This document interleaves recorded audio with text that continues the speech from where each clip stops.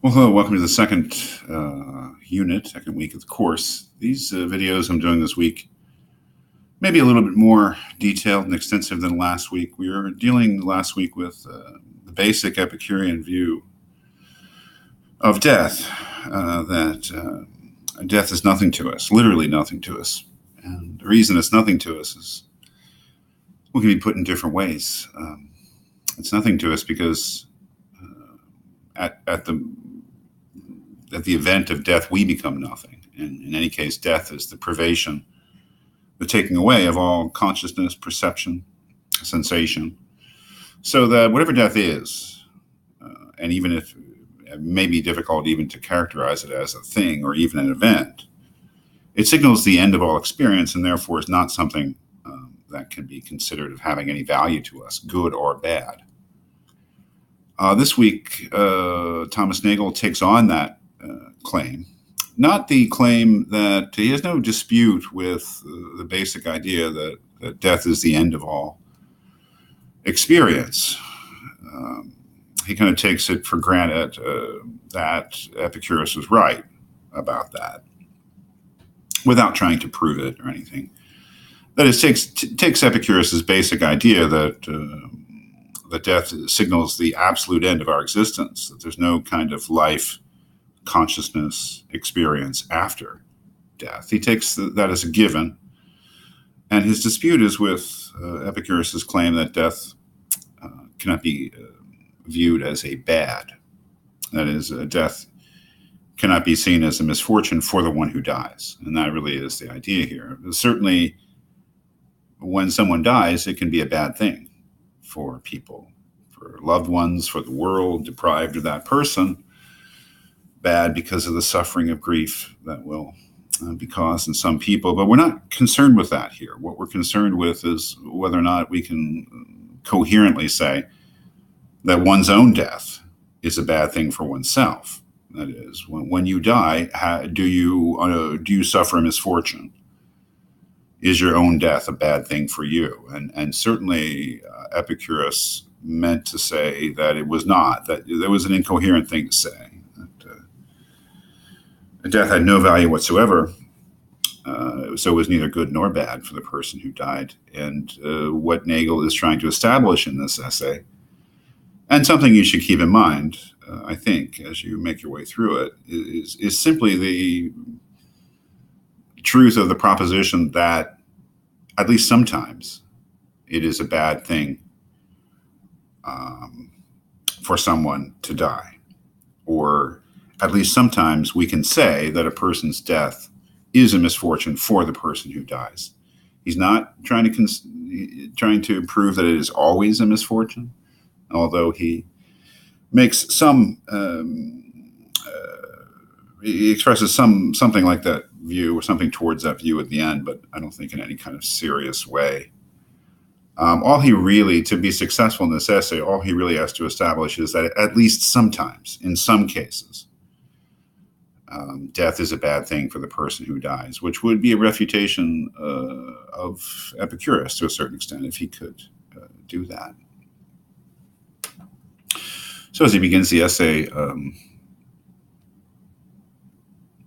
he sets up the two poles, right? The opposing views on this very specific question. And the very specific question here is, can it be a bad thing for a person when they die?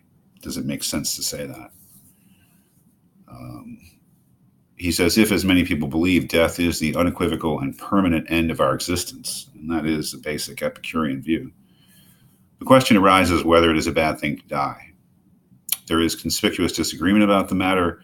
Some people think death is dreadful. Others have no objection to death per se, though they hope that their own will be neither premature nor painful. Those in the former category, those who think that death is dreadful, think those in the latter are blind to the obvious, while the latter suppose the former to be prey to some sort of confusion. And that certainly would be that the latter would be Epicurus, that you're confused about death if you consider it something dreadful, something to be dreaded and feared. On the one hand, it can be said that life is all one has, and the loss of it is the greatest loss one can sustain. And that will be more or less Nagel's position, that you can coherently say without somehow another contradiction, that when you die, you do experience a loss, and that loss is a bad thing for you. On the other hand, it may be objected that death deprives this supposed loss of its subject. Like, if death is a loss, who is losing? And that if one realizes that death is not an imaginable condition of the persisting person, but a mere blank, one will see that it can have no value whatever, positive or negative. Again, that is the Epicurean position. Right? So, on the one hand, you have people who say, well, of course, death is a bad thing, at least insofar as it deprives us of all the goods of life. And you have people on the other position, on the other hand, saying that, well, if death is a loss, and a loss must be experienced by somebody to be a loss, and death means the end of the subject, the end of the person, then what kind of loss is it if no one is experiencing the loss? And how can it be a bad thing if the loss is not actually experienced by anyone? Two very, kind of a paradox, right? Because on the one hand, Nagel seems to be saying, what he wants to do is to defend the sort of common sense mainstream idea that death is a bad thing for the person who dies.